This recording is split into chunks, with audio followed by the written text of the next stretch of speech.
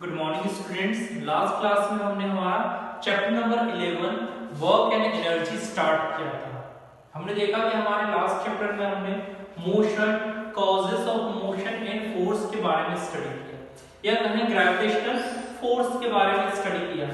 इस चैप्टर में हम किसके बारे में स्टडी कर रहे हैं? Work and energy.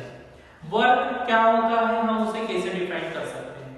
Last class में हमने देखा कि जब कोई पर्सन एक प्लेस से दूसरे प्लेस पे जा रहा है, मींस यहाँ पर क्या हो रहा है? डिस्प्लेसमेंट हो रहा है। इसका मतलब यहाँ पर क्या हो रहा है? वर्क हो रहा है। या हम कहें कि हम एक नोटिस बोर्ड पर एक शीट को हम अटैच करना चाहते हैं, तो वहां पर हम हमारे नेल की हेल्प से क्या करते हैं? उस शीट को हम फिक्स करते हैं। तो यहाँ पर भी हमने वर्क किया है। या कहें हम कि कोई एक स्टूडेंट जिसकी एग्जामिनेशन काफी पास में आने वाली है, वो क्या करेगा? वो बहुत ज्यादा हार्डवर्क करेगा, स्टडी करेगा, अपने नोट्स प्रिपेयर करेगा, चार्ट प्रिपेयर करेगा, साथ में उसकी बुक्स को रीड करेगा। मींस यहाँ पर उन्होंने क्या किया है? मेंटल वर्क किया है।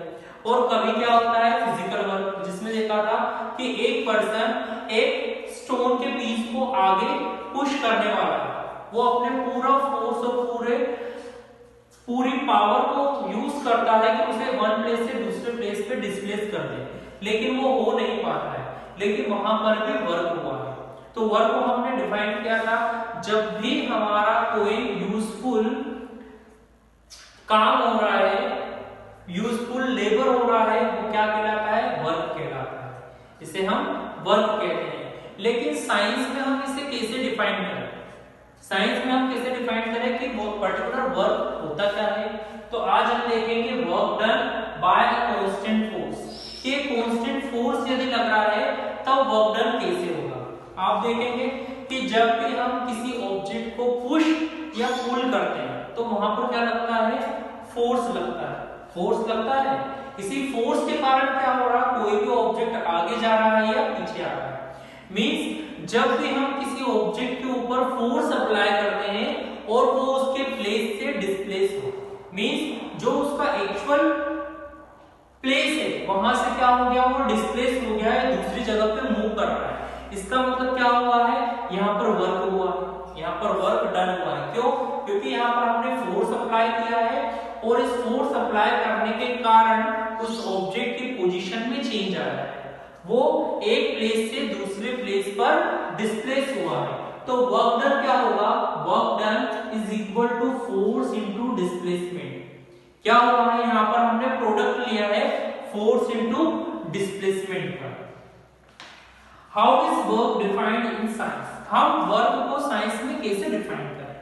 To understand this we shall first consider the case when the force is acting in the direction of displacement. हम सबसे पहले इस केस को स्टडी कर रहे हैं जहां पर हमारा फोर्स डिस्प्लेसमेंट की डायरेक्शन में लग रहा है, या हम उसे कह सकते हैं हम किसी ऑब्जेक्ट को पुश कर रहे हैं या पुल कर रहे हैं, तो उस ऑब्जेक्ट की डायरेक्शन में हम क्या अप्लाई कर रहे हैं? फोर्स अप्लाई कर रहे हैं।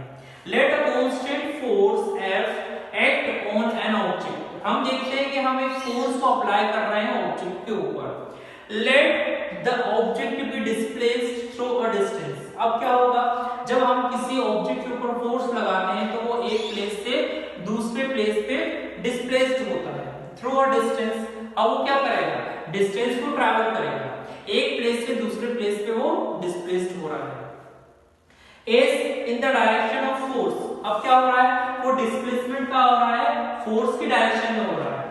आप देख सकते हैं यहाँ पर हमने एक टेबल ली है, टेबल पे हमारा एक ऑब्जेक्ट रखा है, उसे हम क्या कर रहे हैं? डिस्प्लेस कर रहे हैं। हम फोर्स लगा रहे हैं, उसकी डायरेक्शन में वो डिस्प्लेस हो रहा है। पहले उसकी प्लेस कहाँ थी? यहाँ पर थी, लेकिन जैसे ही हमने फोर्स लगाया तो वो ऑब्जेक्ट वहां पर ना होकर आगे की ओर बढ़ गया। मींस वो वहां से उस प्लेस से क्या हुआ है? डिस्प्लेस हुआ है, आगे बढ़ा है। मींस हमारा यहाँ पर क्या हुआ? वर्क डन हुआ है। हमने फोर्स भी अप्लाई किया, साथ में हमारे ऑब्जेक्ट के अंदर क्या हुआ? डिस्प्लेसमेंट हुआ, उसकी पोजीशन चेंज हुई।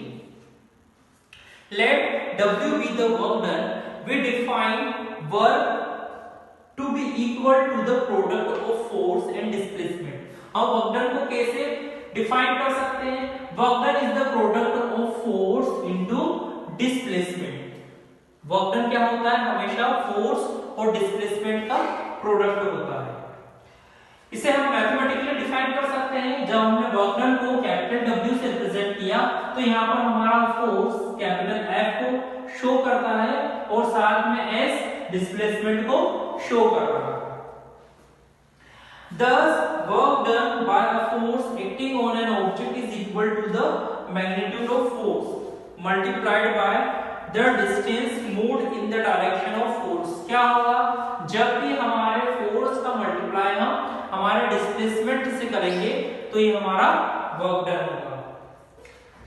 Work has only magnitude and no direction. Work done का क्या होता है, हमेशा मैग्नीट्यूड होता है, कोई भी डायरेक्शन को हम शो नहीं करते हैं, इसलिए वर्क डन हमारी स्केलर क्वांटिटी है। क्योंकि जहां पर भी जिन भी ऑब्जेक्ट में सिर्फ मैग्नीट्यूड की बात होती है, डायरेक्शन की बात नहीं होती है, उसे हम स्केलर क्वांटिटी कहते हैं। तो वर्क डन हमारी क्या होगी, एक स्केलर क्वांटिटी होगी। अब हमें एसआई यूनिट जानना है कि वर्क डन की एसआई यूनिट क्या होगी।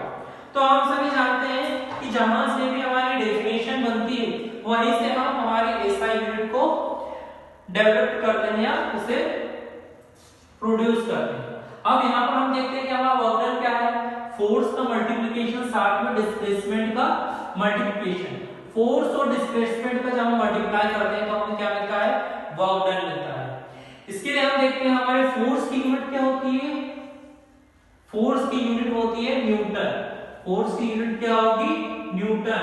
और डिस्प्लेसमेंट किसमें होगा, in the terms of centimetre, metre या किलोमीटर। कोई भी हमारा ऑब्जेक्ट कुछ सेंटीमीटर आगे बढ़ सकता है, एक प्लेस से दूसरे प्लेस पे डिस्प्लेस हो सकता है, या कहें कुछ मीटर में आगे बढ़ेगा या किलोमीटर में आगे बढ़ेगा।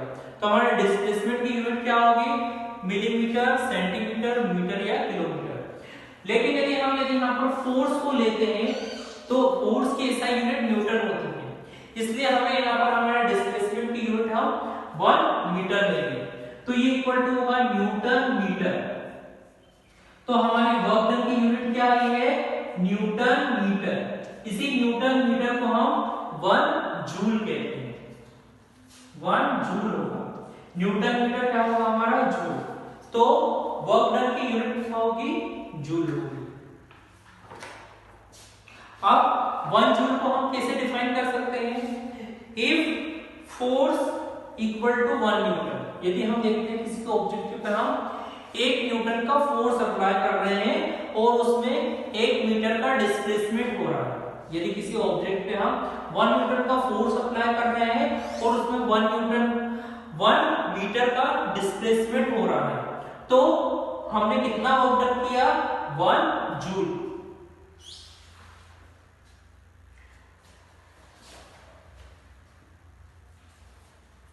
मींस कभी भी यदि हम वर्क डन को डिफाइन करना चाहे कि हम कितना वर्क डन कर रहे हैं, तो यदि हम 1 न्यूटन का मल्टीप्लाई 1 मीटर से करते हैं तो हमें न्यूटन मीटर मिलता है और यही हमारा 1 जूल वर्क होता है।